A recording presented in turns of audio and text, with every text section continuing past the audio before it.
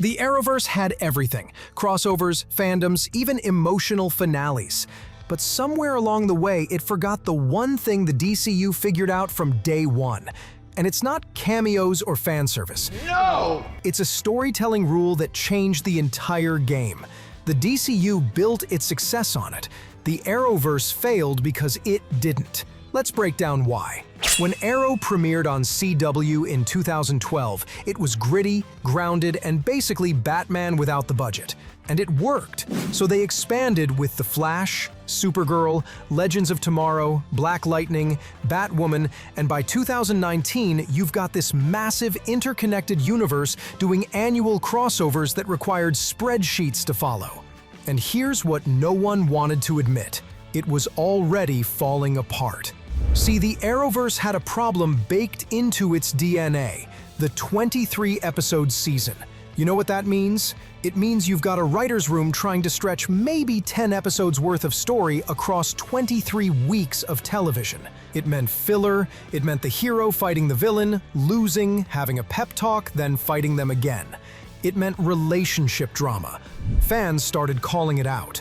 When your speedster spends more time crying in the hallway than actually running, you've got a pacing problem. But here's what really brought it down: the budget. Spreading a TV budget across 23 episodes means every episode gets not much. The special effects started looking like a fan film made in someone's garage. But wait, if it was so bad, why didn't they just fix it? Oh, they couldn't.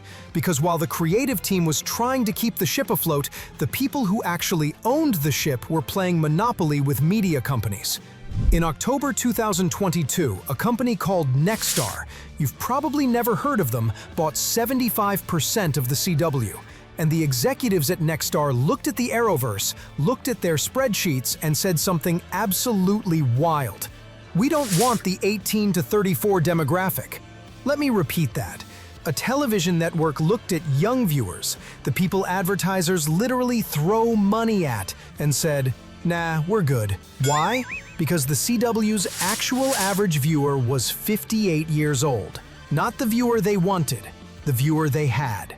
So Nexstar's CFO literally said in an earnings call, "We're done with expensive scripted content aimed at young people. We're pivoting to profitability by 2025. Translation: your superhero shows, they're fired. And they meant it. The CW today is unrecognizable. Reality TV, live golf, syndicated reruns. The Arrowverse wasn't just canceled.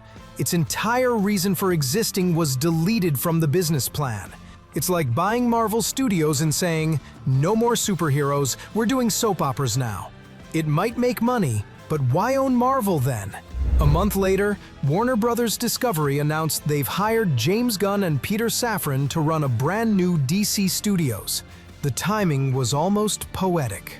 As one DC empire was being dismantled for being too expensive, another was being funded specifically because it was expensive. You know what's crazy? Both of these decisions were probably right. Nexstar was correct that the CW couldn't sustain the Arrowverse model, and Warner Bros. Was correct that audiences were starving for quality DC content. The Arrowverse didn't fail because people stopped loving superheroes. It failed because it was the right show on the wrong platform at the wrong time with the wrong business model. Let me show you what I mean. James Gunn understood something fundamental that the Arrowverse forgot: quality beats quantity. Every single time.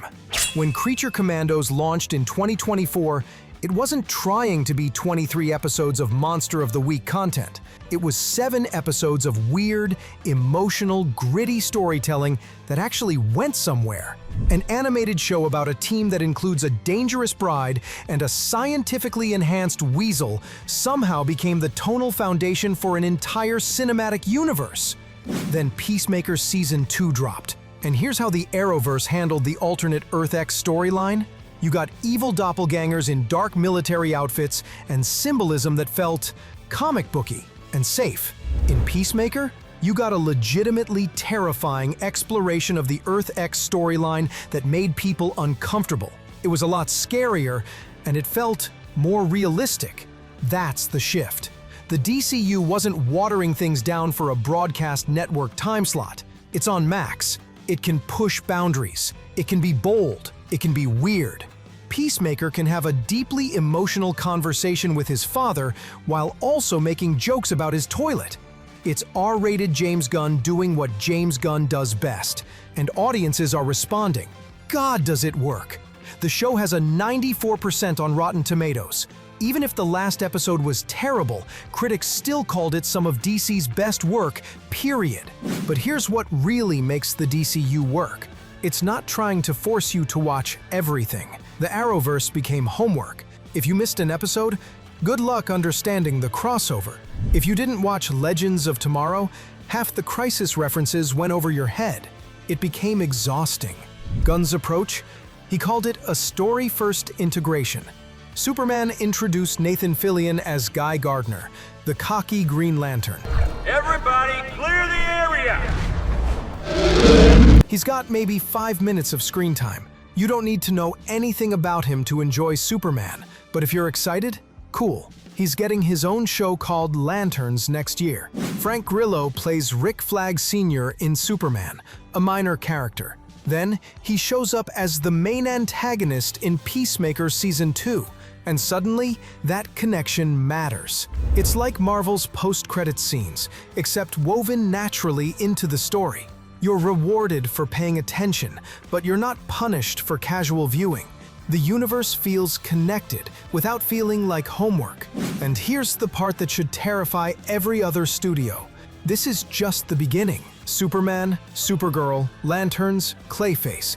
It's all mapped out, all part of one cohesive vision. Meanwhile, the Arrowverse is... Let me hit you with some numbers that'll make this crystal clear.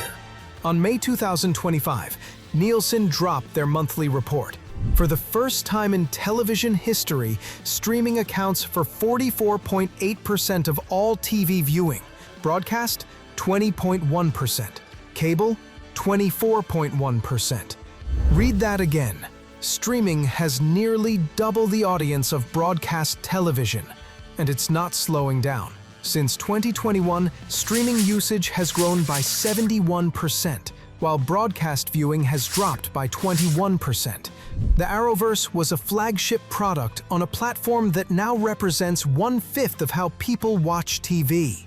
It's like opening the world's best blockbuster video in 2025. The product might be great, but you've built it on a sinking ship. And here's what's fascinating.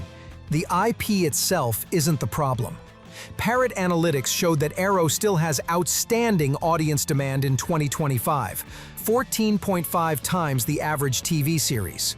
People still love these characters. They still want these stories.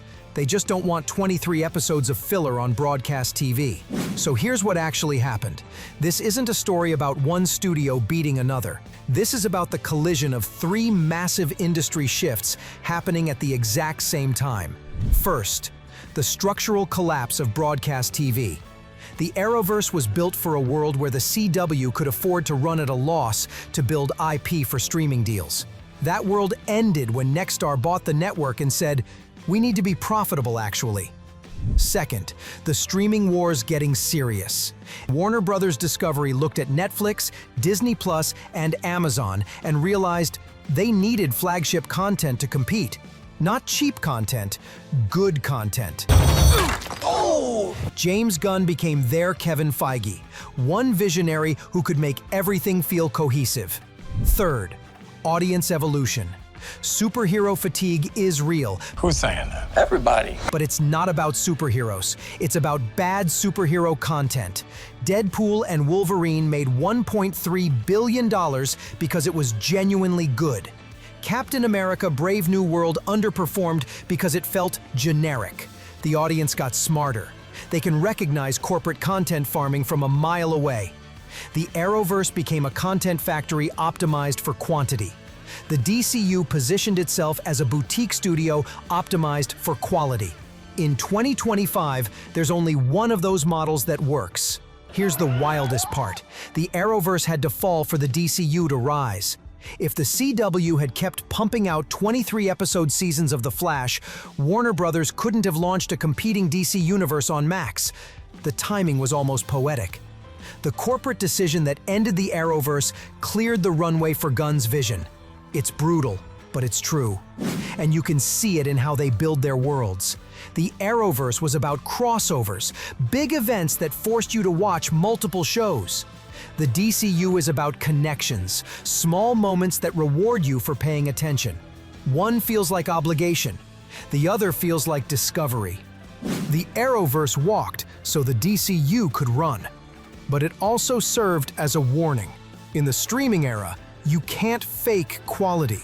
You can't stretch a thin budget across too many episodes. You can't rely on brand loyalty when the audience has infinite options. And that's the storytelling rule the Arrowverse forgot. Story first, content second. James Gunn understood something fundamental that the Arrowverse didn't. Quality beats quantity. Every single time. You're goddamn right. So what's the lesson here? Whether you're running a TV network, building a YouTube channel, or just trying to figure out why entertainment feels different now, the answer is the same. The audience is smarter than you think. They can tell the difference between something made with care and something made to fill a time slot. But now, I want to hear from you. Which character from the Arrowverse deserves a second chance in the new DCU? Drop your thoughts in the comments.